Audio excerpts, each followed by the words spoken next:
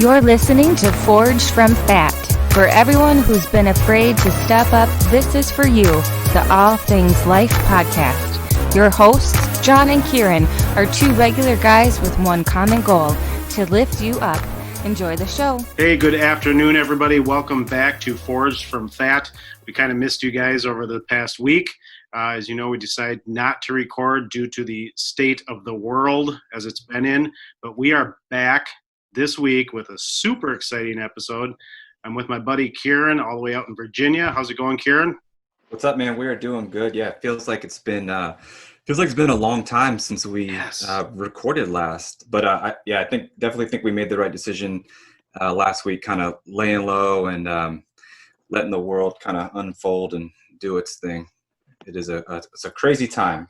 Yes, it is. So with the absence, we wanted to bring you guys a super awesome guest with a great story. So this week we have Grace Wang with us, all the way from Seattle, Washington. So we're kind of scaling the whole United States, with me on the East Coast, you kind of centrally located, and Grace is in the Northwest. Yes.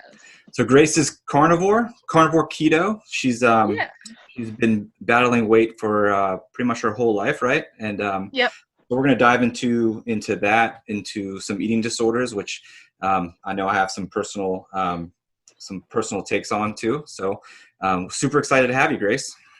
Thank you. I'm glad to be on here talking to you guys. And welcome to your first official Zoom meeting. I know. Everyone's been doing it for, I figured it out like 5 seconds before we got on, pretty much. Good. That's all right. We're figuring it out every time we sign on as well. Yeah. So I've been, like you said, battling weight and eating disorder and body dysmorphia, everything since I was a kid. I mean, it started in 6th grade, where I was actually pretty skinny, but I was obsessed with being skinny. I feel like as a kid, you shouldn't have to worry about that. You should just be playing and eating junk food, even, whatever. And then I was so restrictive that in 9th grade, I had my first candy during Halloween and forever. And from there, it just spiraled out of control. I was like, this is so good. I've never tasted anything this amazing in my life. I think then it just perpetuated that cycle of binging and restricting. And I don't want to bring up any bad memories, but do you remember what that piece of candy was? Reese's. Oh, yes. Okay. So I can completely understand what happened. Yeah. That's one of my kryptonites. It makes sense now. Yeah. Well, so Go ahead. So in 6th grade, you're talking about how you had this strong urge to be skinny. Mm-hmm. Now, so I have a 6th grader, and she's on Instagram all day. She's watching YouTube videos. So I can see where she would see some of this stuff, Mm-hmm. but back when you were in 6th grade, there wasn't social media. There wasn't a lot of internet. Where do you think that was stemming from? Honestly, I don't know if it had anything to do with, I guess I don't know if this is common with other cultures, but with Asian families, a lot of people will say, oh, you look chubby and stuff, but it's not anything bad. But growing up here, to me, that was really bad. Right. So when they say, oh, you look healthy, that actually means you look kind of chubby. Right. So I just kind of took that out of context, I think. And ever since then, I was like, oh my God, I need to walk 2 miles every day. And I was just 11 years old, walking after dinner by myself. Okay, I need to work off my dinner. I need to do sit-ups every day. Because I didn't want someone to be one of my mom's friends to be like, oh, you're looking super healthy. Right. Yeah. So I think that's where it came from, but I don't know. And I saw my friends being really skinny, and I was kind of obsessed with that. So I think it's just the comparison game. Was this a thing that you did in hiding, or did your parents notice you going out for runs every day and doing all these sit-ups?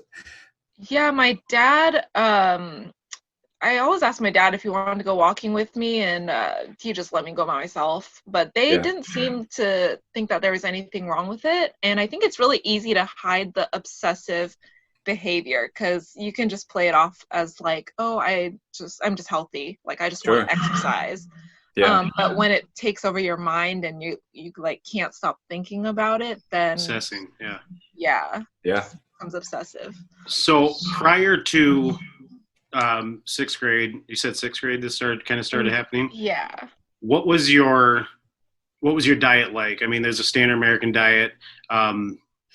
Your culture, were you heavy into the culture of the way you guys ate, or how was that? Yeah, so I grew up primarily eating a lot of Chinese food, but my parents weren't around for my brother and I after school, and that's where we would just raid the fridge and the cupboards. I mean, after school, it was just like snacking galore. Like, we'd eat all this like microwavable food because my parents weren't around. So it'd just be like Hot Pockets or like Gushers and chicken pot pies, like anything frozen, basically. So it was kind of a lot of both. Like, the main meals would just be Chinese food, and then in between we'd just do a lot of snacking. And it was a lot of like, you need to finish your food. Like, you need to finish your plate. Oh yeah, like if it's on the plate, you better eat it. Exactly. And I think that also maybe had something to do with like my binging, because I had to finish everything. And when you binge, like if you've been in that state before, it's like, I have to finish the entire package. Like, there's no stopping in the middle. Yeah, like, well, I've come this far already. Yeah. Might as well go all out. Yeah. I've always been the same way. I was raised to not waste food. Like, you don't waste. You're wasting money if you're wasting food. Exactly. So you have to finish it. And then when my son was born in 2005, it's tattooed on my arm. When he was born in 2005, I was the same way. When he started eating regular food, if he didn't finish it, guess who ate it? Me. That's one thing I'm really scared of when I have kids. Like, I don't want to fall into I need to finish their food or force them to finish their food also. Yeah. It's crazy because there was a time like when my kids were younger, we would get them fast food. And not even get anything for us because we knew that there'd be leftovers of theirs and that we would just eat theirs. Oh, that makes sense. And it just makes things easier, and that's, you fall into that kind of what's convenient, right? Yeah, I think that'd be a hard balance with kids, which I think about that now, just to, I mean, it's always different when you have the kids versus before you have them, and think what you're gonna do. Right. Oh yeah. Well, yeah. You could say a lot of things. You're like, I'm gonna do this. Yeah. So, all right. So, 6th grade, you're working out excessively every night, and then you get to high school, kind of where things really get real, right? When a lot of judgy folks. Oh yeah, and I gained about like 30 pounds from 9th to 10th grade, and I mean, my binging just got worse, and it wasn't just about the candy anymore. It was like anything I could get my hands on. So after school, that was my time. Like, I allotted that alone time to binge, and it was something I looked forward to every day. So this was something you did secretly? Yeah. So no one was around, and if someone was around, it was more like I wouldn't do it, or I just sneak the food to my room or something. Right. But you just eat, and then the more you eat, the more you realize, okay, you're numbing your pain, so you just keep eating, and you can't control it because it's carbs. There's no like stopping point with carbs, which now we know. But and then in 10th grade, I joined cross country. Like, okay, this should control my weight. Like, this will stop it all. I'll be able to control my weight from here, drop some weight, and go back to normal. And instead, I gained weight, even though I was running 11, 12 miles a day. Because your natural hunger probably kicked in, and you had to eat to fuel, and then the binge eating would just come on the back end of that. Yeah, it's just like, okay, well, now I'm eating and binging in doing all that, but like times 2. So Right. And that's something that I have found, like during my marathon training, it's a mental thing where I make a deal with myself, like, well, I know I'm going to run a lot on Saturday, so I'm just going to eat more now.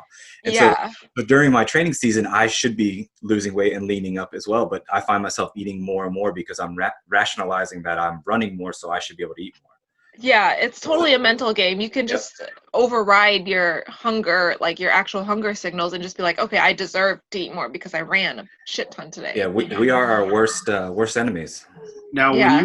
when you were doing cross country, I know like back in the day when people were talking about running a lot and things like that, you always had to carb up or eat like a huge pasta meal or something, just load on carbs. Were you taught to do that?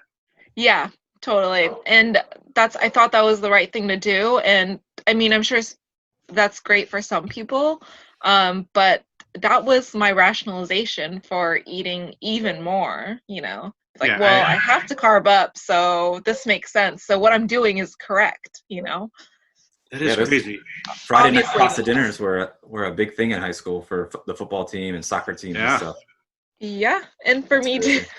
Yeah. It's crazy that we are taught that way. Yeah, it's just radically different from now. I just can't believe that we grew up like that. Even like the early on things you'd read about running marathons is they tell you to carb up the night before, and then they also tell you in the next paragraph, be prepared to take a poop during the race. Well, what I have found, the poop comes from the carb up. Like I've done races fasted without a carb up, and I haven't pooped the entire race. So I mean, so they kind of they could go hand in hand. Yeah, there you go. I always I don't know if you guys watch The Office, but the 5K. Where Michael Scott like carbs up on pasta like 10 like 5 minutes before the race or whatever. That's what I felt like, because I would just be like so sick, but I'd have to still run on a heavy stomach. Right. And, that's impossible to do. Yeah. So after your high school, and you're never supposed to ask a lady this, but how old are you? Oh, right now, let me think. Right now. How old were you yesterday? At this very second, I'm 33 years old. 33 years old. All right. Yes. Okay. Once you get past 30, it's really hard to remember. Like, hey, you're preaching to the choir. I'm 44. Oh, okay. Well, you both look really young, so I don't know how old. Oh, wait. Well, I'm not 44 though. I'm 38. But 38. Yeah. So we got a wide spectrum too. Yeah. So I'm the old guy. So, so you're still pretty, John. Oh, so you do your high school, you do your running. What follows after that? Like where did you learn about keto? Where did you learn about like different ways to like fix your health or get better? Yeah. So, just a story to that is that I started birth control when I got to college when I was 18. And then like during college I started losing some weight, but just by like I was just drinking a lot of water and like walking everywhere because our campus was huge and there were a lot of hills. So I was just walking, sweating a lot. It was in California. So I was back down to like a relatively normal weight, but I was still like I had chub, you know. I wasn't like by any means like fit. I was just like what's that term that they always skinny fat? Except I wasn't even skinny. I was like chubby fat. I don't know. Chubby fat. Like just kind of a big blob basically. Right. And then I started running a lot in college and that kept my weight okay. And I mean, I didn't have access to a lot of food. I mean, we had specific times and meals that we could eat. So college, whatever. And then I started lifting after college, but I never saw any results. I was just like, okay, I'm getting stronger. My body's not changing. I mean, you can't see any muscle definition. I'm just like still kind of blobby. The classic frustration of working out constantly and not seeing anything. Yeah. And I mean, it felt good to work out, so I still did it. You know, I was like, okay, I can feel stronger. I can lift more some days. But then let's see. Yeah, so I think I had done paleo and lost some weight on that. But I guess it never clicked to me that low carb was really the answer. Right. I just kind of yo-yoed back and forth. I tried vegetarian diet too. But I first heard of keto like 2 or 3 years ago, and I laughed it off completely. I think I said that in the Carnivore cast, but it was the funniest thing out of my life. I don't know what your first initial reaction was. That's exactly what mine was. A buddy told me about it, and I thought he was crazy. Yeah, I was like, that's not possible. Like fat, obviously, if you eat fat, it turns into fat in your arteries. Mm-hmm. Like, it's no question about it. Yeah. But then, like, I heard it again, like, a year later from a friend. I was like, okay, maybe there's something to this. And so I had started low carb, and I was already seeing results. And then I started upping my fat, and I was still seeing results. I was like, oh my God, I can eat, like, all this delicious food and not gain weight and lose weight. Like, what the hell? This is like some sorcery. I don't know. It was crazy. So there's a lot of people, if you talk to that are keto or carnivore right now, that their journey into keto is very similar on like trying out the different diets, and a lot of people will throw in vegetarian in there as well. Why do you think that that's the case? Like why doesn't no one ever start on keto, do you think? I feel like keto's so new, relatively new. Like paleo was huge back in 2010. Right. Yeah. I think vegetarian's always just mainstream media, like, I don't know, like seen as healthy. Everyone still thinks red meat is bad for you. I think it'll take some time for everyone to realize that's not the case. And a lot of people still think keto is pretty questionable as well. Yeah. I'm glad it's becoming more mainstream because it actually works and people are still like maintaining on it. Yeah. So it's like a lifelong way of eating. Yeah. So how did you actually come about carnivore? Like through your keto journey, what made you switch, or how'd you learn about carnivore? Because I learned from Dr. Fit and Fabulous. She did a challenge. I was like, bam, I'm in. That's awesome. I think I had heard of Sean Baker before, but the more I was eating keto, the more I was kind of gravitating towards more meat on my plate than the salad part. I was like, okay, salad's not as filling, like the meat is a lot tastier. And then my boyfriend had like a lot of digestion issues where he had to run to the bathroom all the time and couldn't hold it. And it was multiple times a day, and he was on the road for work, so he would have to know where the bathroom was at all times. Anywhere. There's only a handful of on-the-road bathrooms that I'm comfortable pooping in. Pretty much, yeah. So Target's one of them. So he has like a set of customers, but he would know where all the bathrooms were, so he could just run in if he needed to. But he was eating like a crap ton of carbs and sugar, and so I was like, hey, why don't you try carnivore? I'll do it with you.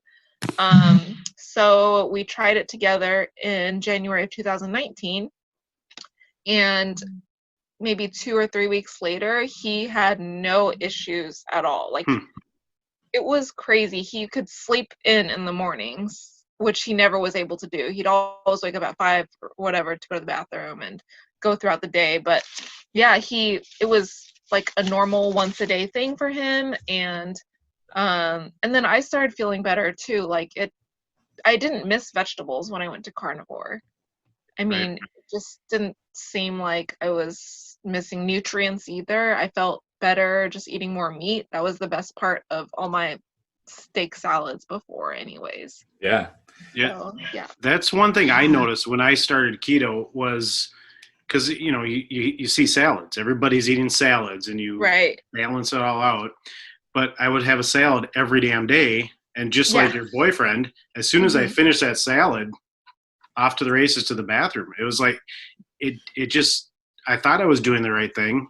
But apparently, until I discovered carnivore through that challenge, did my digestion perfect. I mean, it's like no more running to the bathroom, no more feeling crap after eating a big salad. Yeah, I was actually the opposite. I had suffered from constipation my whole life, but I became more regular when I went carnivore. So I think that's a good thing too. Well, and So then we're both opposite. Yeah. did either of you see the Joe Rogan when he talked about going carnivore, like Yeah. strict? And yeah, you get Yeah. real regular in the Yeah. beginning of carnivore. But of course, that's just an adaptation phase. Yeah, So, yeah. I was gonna say if this is how it's gonna be forever, I don't know about this. Yeah. So is your boyfriend still carnivore? No, he eats some carbs, but oh my God, it's a ton better than before. Yeah. Like we calculated how much sugar he was eating before. It was maybe 300 grams a day. Wow. Like it was my intense. Of sugar? Yes, because he would just drink Powerades, like Mm. not the 0-calorie ones either. Right. And each of those is, I don't know, like 50 or 60 grams of sugar. I mean, it was bad. Yeah, and then he'd have like, I don't know, just ice cream and everything. So he was a snackaholic at night. Yeah. And also stopping eating like earlier, that helped a lot too. That's crazy. Yeah. So it's been different. let's talk about, okay, people go to keto and it's like it's the cure-all. I'm going to be fixed. And then you go to carnivore and it's like it's a cure-all. I'm going to be fixed. Mhm. I know you've mentioned on your Instagram, we've all follow each other, and I've seen some of your stories and your posts about actually gaining weight on carnivore. And I've seen other people talk about it too, like the carnivore yogi. She's brought it up a couple times. That's right. Yeah. How did you work that out? Like, what did you do differently in your carnivore to reverse that? Or how do you think it was even caused? So when I started carnivore, I stopped taking birth control at the exact same time. So I think that played a huge part because I was on birth control for 14 years, and that I had no idea that how screwed up your hormones would be from that. I mean, birth control depletes you of all your and everything, like your hormones are all screwed up. And I don't expect to be all fixed after a year and a half of not taking it because I was on it for so long. But I do think that played a part in how I felt and maybe my weight gain. So I was able to maintain for the first 9 or 10 months of carnivore, and I felt great.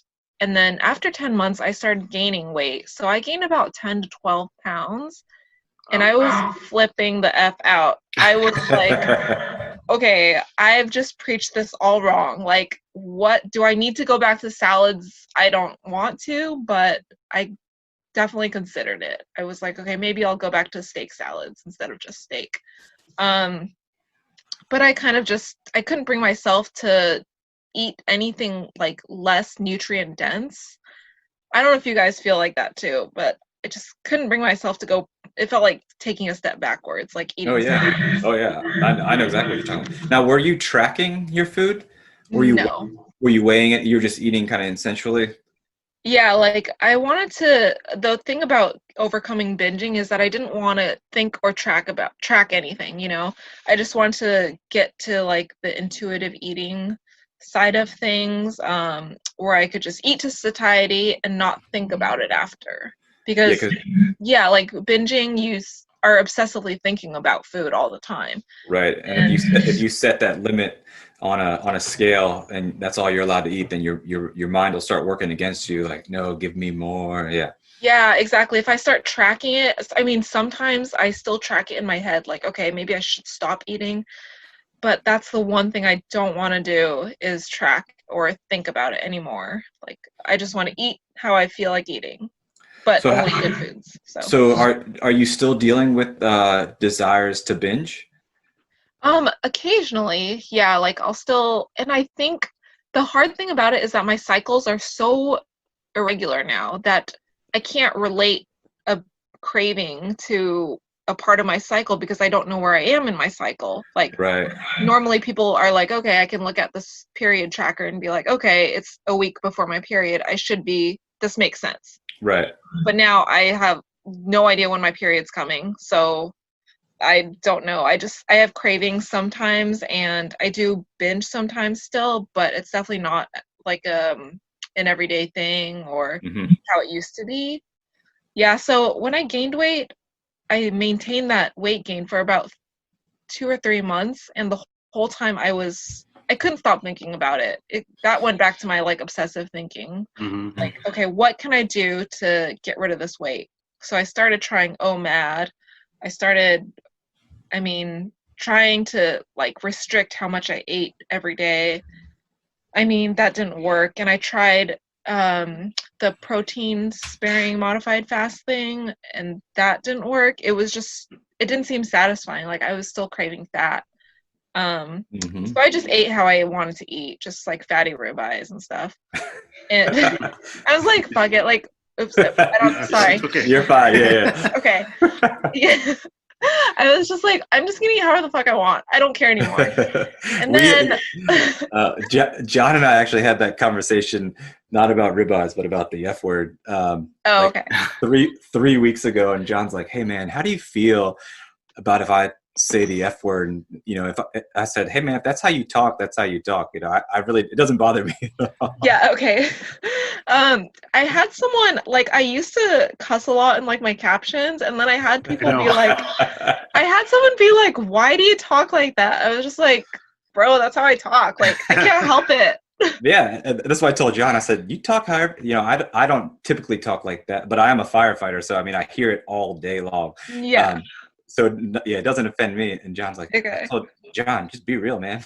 Yeah, I was like, I told whoever said that, I was like, that's how I talk.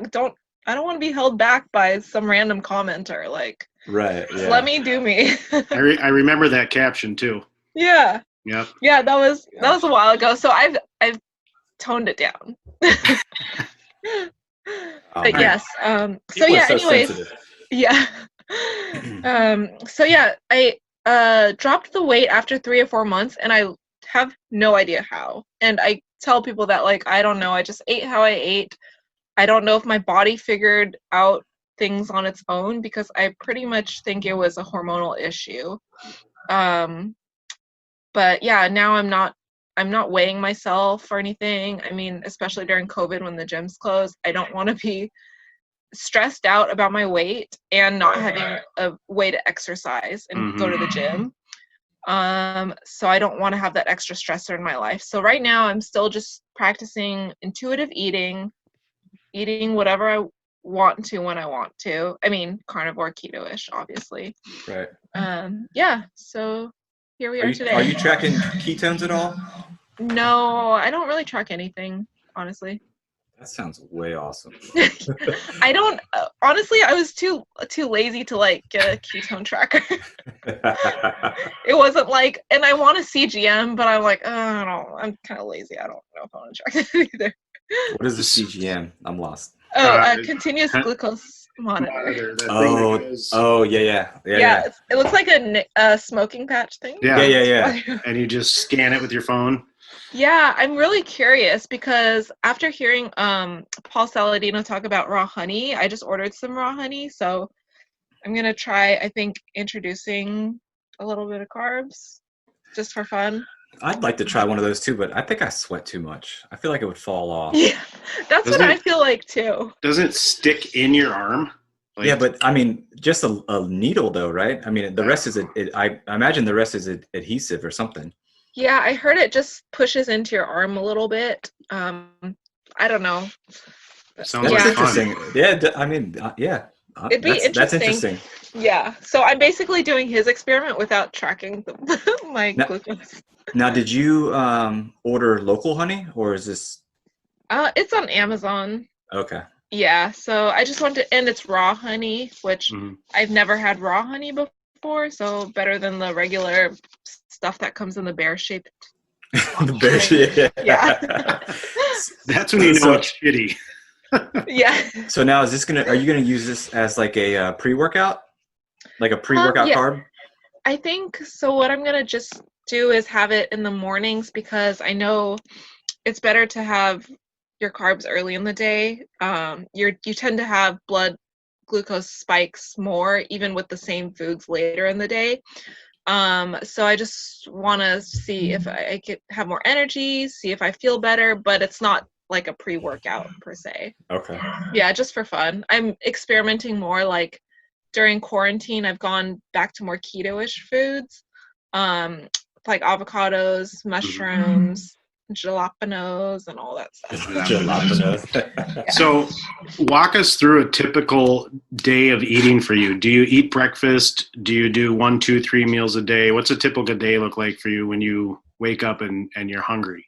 Yeah, so right now I just drink coffee with a splash of cream in the morning when I wake up. And then I usually eat around 11 or noon, and then another meal around like 3 or 4, and then that's it. Lately, for the past week or two, I've been trying to eat a bigger meal for my first meal and then a really light meal at the end of the day, just because to help my sleep.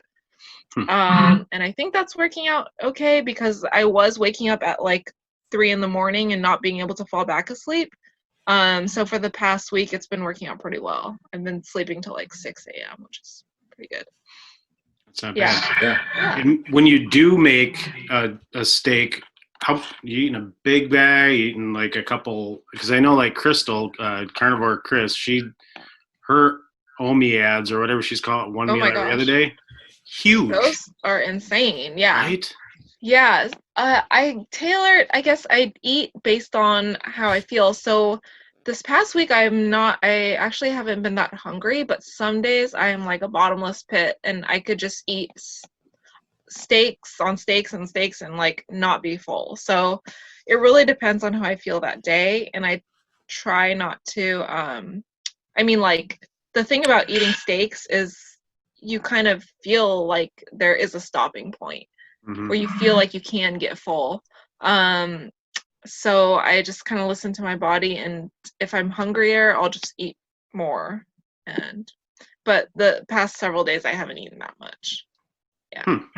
Yeah, and then I don't know, it just comes and goes, my hunger. Like some days in the month I'll be hungrier.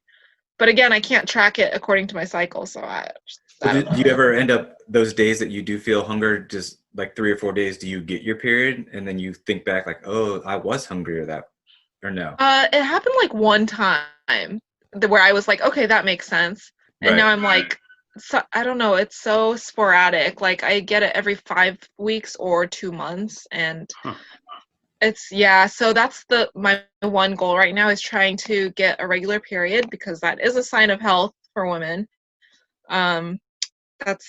So upping my fat is good. I mean, I feel better on that, but right now my primary goal is getting a regular period. So are you taking any vitamin supplements or regular supplements to try and get you more regular on your cycle?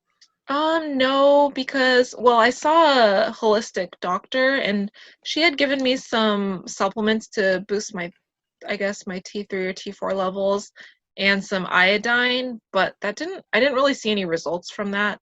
So I stopped taking it, and I'm just going to keep eating, and hopefully in the next year something. It might level out. I have faith in this way of eating, and it's not like I'm strictly carnivore right now, so I mean, I just want to see how it plays out. Did you see regular cycles when you were on keto? Yes, because I was on birth control then. Oh, you were? Okay. Yeah, so when I started carnivore, I was like, well, I'm going like as natural as this diet can get, so I might as well not take birth control anymore. I gotcha. Yeah. So do you think it's the years of your birth control that caused this imbalance? I do, yeah. I after stopping it, I read this book by Dr. Jolene Brighton. She is a really great, I guess like a holistic doctor, but she has a book called I think it's called the Post-Birth Control Syndrome, or I forget what it's called. Oh, Beyond the Pill. So it talks all about post-birth control syndrome, what you need to take when you are coming off the pill, or what you should do if you want to stay on the pill. And that really opened my eyes to like, wow, this really F's you up. Like, and I can't believe I took it for 14 years and I wasn't told the harmful effects of it. Right. You know, they just wanted to, my original symptom was like really heavy bleeding. And when you're in college, the doctors are just like, okay, take this will fix it. But yeah, so I don't know. I wish I had known more about it back then. Oh yeah, I think we all feel that way. Yeah, like with anything, like you should Yeah. be explained, okay, this will screw you up, or this will just mask your symptoms, but maybe let's get to the root of it instead of just covering it up. Throwing this comfort blanket over it and saying, yeah, everything's fixed. Which is like, I think, all medicine now. It's just like fixing the problem, not unfortunately, the underlying symptom. Yeah.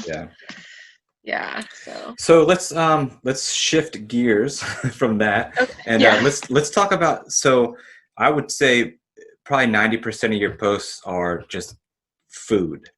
Oh and some really really good looking meals right out of a cooking magazine.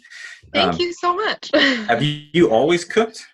No. So I didn't know how to cook my entire life until like 2 years ago, maybe.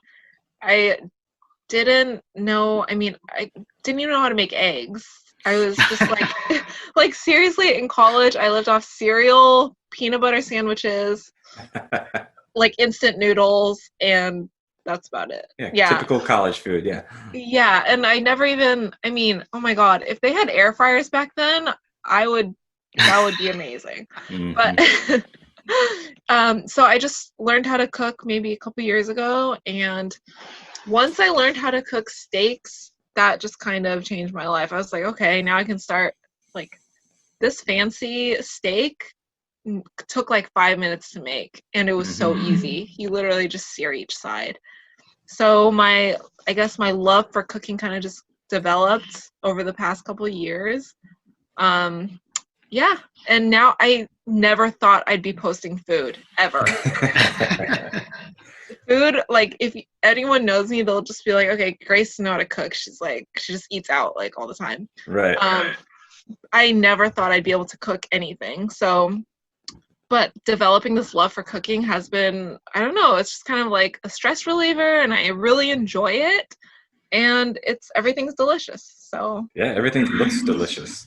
Thank you. I get a lot of inspiration from other people too. So it's been really fun. Like with quarantine and everything, I have more time also to make things. So it's been great. Yeah. So do you also know how to cook non-carnivore food? Because you said your boyfriend's not really on it anymore. Yeah. So the only difference between our meals is that he has rice with his meal. Okay. So we'll still like eat the same things, but then I'll just make rice on the side for him. Or like if he wants Texas toast, boo, like all that crap.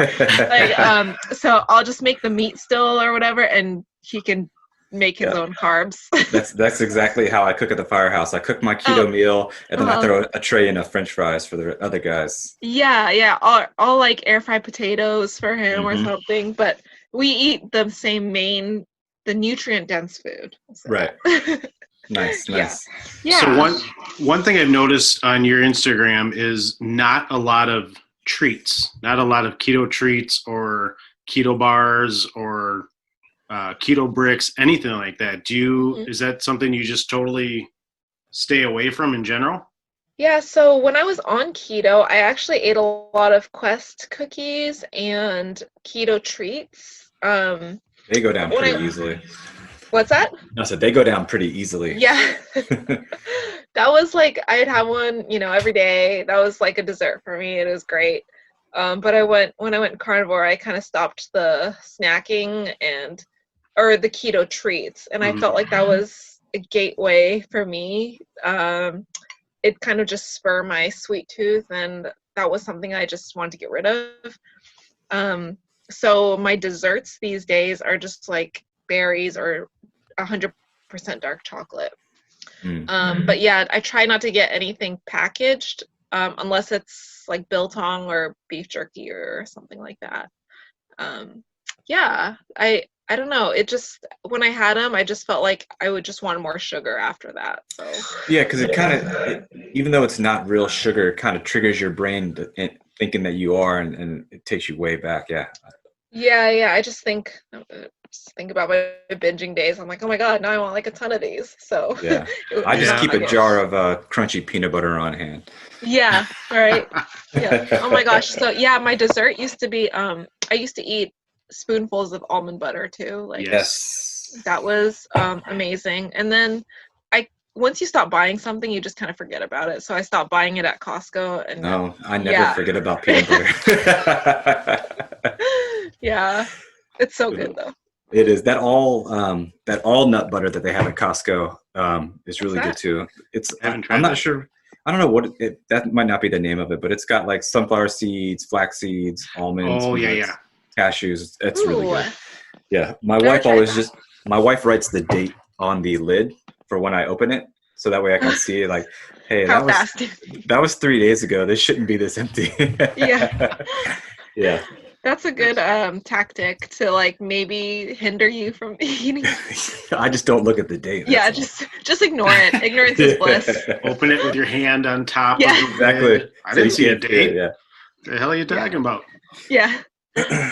So what? No, go ahead. What do you do for a living? I'm a financial analyst for an advertising agency. So I just work from home now, and we were just told that we'd be working from home for at least the rest of the year. So wow, the rest of the year. Yeah, they've decided. How do you like working from home? I'm probably different from a lot of people, but I absolutely love it. I'm such an introvert, and I don't talk to anyone at work anyways, so it works out well. I mean, like, not that I don't talk to people, it's just that I don't have meetings with people. So I might as well just do the same thing just at home. This is a pitch you could make just to keep your job at home. Right. Yeah, exactly. So I mean, we might be going towards that, but for now, like, it was the only thing I don't like about this is obviously the gym being closed. Right. So yeah. Yours are still closed out there? Yeah, there's I got this email from 24 Hour Fitness today, and like, look for gyms open in your area, and I was like, oh my God, like, I'm so excited. And it was listing like Texas and Florida, and I was like, okay, well, like, not in my area. Yeah, I was like, okay, this email is pointless. Today was my first day back at my gym. I think your gym's open? Yeah, mine opened yesterday. 30% capacity, and then all the fitness classes, because my wife takes the classes they're outside in the parking lot. Oh, okay. Oh, okay. Well, that works. Yeah. Mine's 25% capacity. Okay. It's crazy. They have like the every other treadmill is closed, so you can't run next to each other. Even the free weight area they moved around, so you can't be bench pressing next to somebody. Wow. But I'm just glad they're open. Dude, you guys are so lucky. I'm in Seattle, so like ground zero of where the virus started. Oh yeah, that's tough. Yeah. Yeah. So. Yeah, we're not even I don't even think we're the most populated city with COVID in Virginia. So. Yeah. We got lucky. Yeah. Minnesota seemed to get hit recently, or in the near recent, before everything else. We were starting to spike, and now they're saying that they're starting to come up again, and cases are starting to spike. So it's like, please, God, don't. I know. The gym should be an essential business. Yep. Right. Yeah. I mean, they made. I'm trying to bite my tongue here, but they kept ABC stores open as essential businesses, for people that need alcohol, so they don't go into withdrawal and have other issues. But what about the overweight people that need the gyms, that need to keep walking on the treadmill or keep working out to keep themselves healthy? Yeah. I mean, that's an important factor in not getting coronavirus. Yep. Right. Maintaining metabolic health. So it just seems so backwards. It's nuts. Yeah, totally. So it seems like you've had a couple ups and downs, right, through keto and carnivore. Yes. With your hormones, putting on weight, not knowing how you did it. What advice would you give someone that's trying it out but is frustrated with not seeing results right away? I would say just be patient. I have read a lot of accounts where women mostly do gain weight at first or throughout their journey, and they stay patient and even like they maintain that higher weight for like 6 months before losing it. And that is a really long time. I mean, to be frustrated for 6 months and not seeing results, like I don't blame you for not wanting to try this. But I think it's important because many of us do come to this way of eating because we have healing to do from years of yo-yo dieting or birth control or other pills that you may have taken or whatever. But I think it's key, and maybe playing around with fat protein ratios. I think for some people, eating higher protein and lower fat works, and people have seen results with that. But for me, I've seen results with higher fat and lower protein. I was going to ask you that because that is a big discussion topic lately on where you keep your ratio. So you said Right. you like higher fat? Yeah, higher fat, I just feel more satiated with that. And I don't track, but I just know that I've tried leaner before where I was just eating like fish and chicken and so dissatisfying. Like I was like, okay, like just give me a fatty ribeye. Like I don't need this chicken bullshit. Yeah, so so definitely fatty, like higher fat for me works well, and everyone is different. Like I see other people on Instagram doing higher protein, and whatever works for you. Like everyone is so individual that there's not one set piece of advice for every person, but patience I think is key. Yeah. And maybe measure inches rather than the scale. Like look at the scale. So That's great advice. The scale messes with your brain. It'll just fuck you all up if you look at the scale all the time. Well, everyone expects it to be so linear when you start, a diet or a workout regimen, and it's not. And that's what the peaks and the valleys. We always talk about that. That's what gets people, messed up. Yeah, I just put away my scale, and I feel pretty good about it. Like I walk past it still, so I'm like, oh, I should like actually just put it out of sight. But it's like seeing that X, just, like, hey. I just like kind of give it the side eye. I'm like, ugh, you again. Yeah. Yeah, I try to only look at the scale if I'm doing like a really strict cut or something like that, where I really want to track. Right, that makes sense. Like if you have a specific goal, then I think you should track, or track your macros or track your weight. But if you're just like plain old whatever like me, then just strut along, eat how you want to eat, and whatever makes you feel your best. Right. Like your optimal health. Yeah. Yeah. All right. So what's next in the world of Grace? So I recently started a blog, and it was just more like a personal, like I'll just write things I feel, but I might tell people about it one day. But it is you kind of just did, but I know. You're just like oh, I got you $1, you almost got it. Where do we find the blog? She's not going to tell us. Well, I can't tell you yet. It is documenting like my personal like carnivore keto journey and my thoughts on it. But I only have 3 posts right now, and I'm still thinking of ideas to write about. Once I feel comfortable with that, I might tell people, post the actual site. But it's kind of fun to talk about it because there's so many things that an Instagram caption cannot, I can't write everything I feel in a caption. So this is a good way for getting out my feelings, and also at the moment when I think of something, I can write it down rather than, until someone asks me, then I'm like, oh yeah, I forgot to mention this and this and this.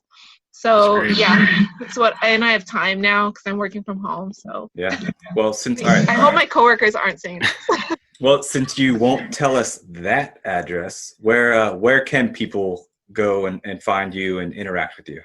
I'm on Instagram as ms.grace, Miss Grace. which is what my students, I tutor math on the side, but they call me that too. Hopefully they don't see this also, because I don't want them to find my Instagram.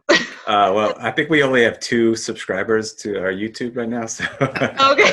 and like only a handful on the podcast. Okay, well, hopefully 1 or 2 of those are not my like 6th grade students. That would be hilarious. That would be fun. Yeah, that would be hilarious. I know my I'd be students, surprised. Yeah, like one of them. So I did tutor high school, and one of them did find me on like I had an old YouTube video, and they found me on there one time. Oh boy.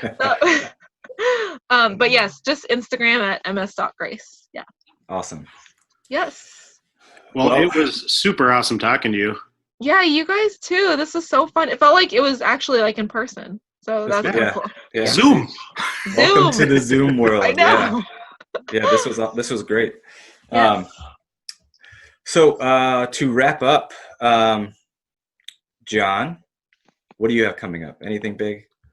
I'm back at work, so that's big. Awesome. Yeah, like I told you, Kieran, all my management team quit, so it's just me. So I'm gonna be busy for a while. Oh my goodness. Yeah. So other than that, just still reading the book about the marathon. I can't even think of the name right now because my brain. Born to Run? Yes, Born to Run. Yes, that's such a good book, yeah.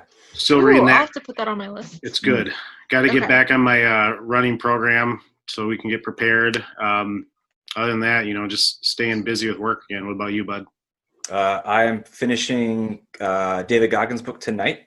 I got like 15 pages. And then I think I have the book about the Nike owner next. Nice. I tried reading The Obesity Code, but that made me fall asleep. Oh man, I know we already did our wrap up, but Grace, that reminds me, when you were on the Carnivore cast, you mentioned that you've had many talks at your previous jobs about falling asleep. Oh my God, yes. I forgot So this was before keto, right? Before all your energy. Oh my God. You would fall asleep all over the place, huh? Oh my God. I had the perfect setup at my desk where I would prop my arm up like this and face my computer with my hand on my mouse, and no one would know I was asleep. Like, I knew how to prop myself up. Oh my God, but yeah. You never had those violent wake up. Like in high school, I would have violent wake ups, and I would just throw all my papers to the side when I woke up. You never had anything happen like that? No, I've been startled, like when I woke up, like, but no, I just would fall asleep and then wake up when like class was out, or whenever I woke up. That's awesome. Actually, in college one time, I only woke up when the next class was coming in, which is so embarrassing because someone woke me up and was like, dude, your class is over. So nobody I don't have woke you up from your class. That's awful. Yeah. That's great. Oh man, I am so glad we got to hear that story. I'm glad I remembered. Well, made my day. Grace. Yes, Grace, thank you so much. Thanks for having me on. This is so awesome. Glad we finally got the chance to meet you and to talk with you. Such a great story. You guys too. Especially for women on keto. The women on keto community on Instagram is crazy strong. Totally. Trying to boost up the guys, but you ladies are taking over. Nice. Yeah, we'll have to do a part 2 down the road here. Yeah, let's do it whenever you guys want. Awesome. All right, sounds really good. fun. All right, I'll talk to Grace. you guys later. All right, see ya. Later, everybody.